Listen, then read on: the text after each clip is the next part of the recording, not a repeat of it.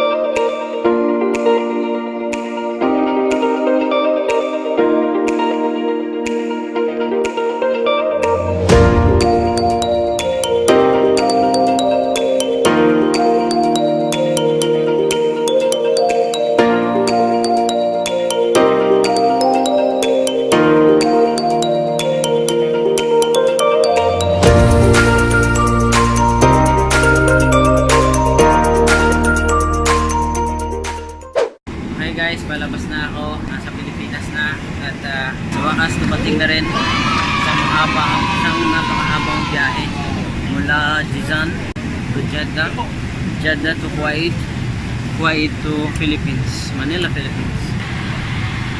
Bye. Bye. Bye.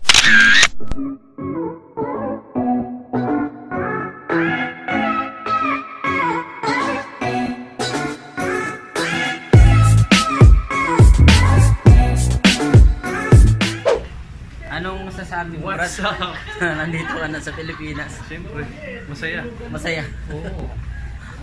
Hawakan ko ng anak ko.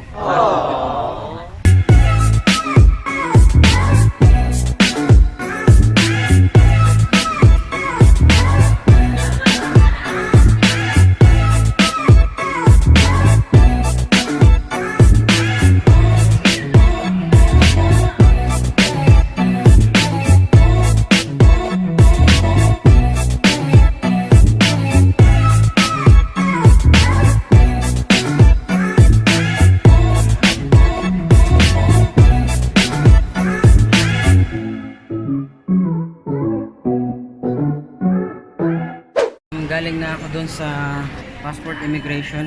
Nailagay ko na dito yung e-ticket. E-ticket. Bagong sistema to ngayon sa airport na hindi na nila tatatakan yung ano mo.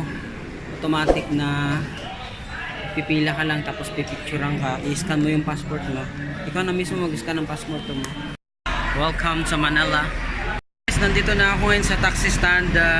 Tinanong ko yung security kung saan makakuha tayo ng taxi na hindi walang halong ano ba, lokohan. Sabi nung security dito daw sa meter taxi, yung mga yellow taxi. So wag na kayo mag-taxi dun sa labas ay. Pwede pa kayo bukas to?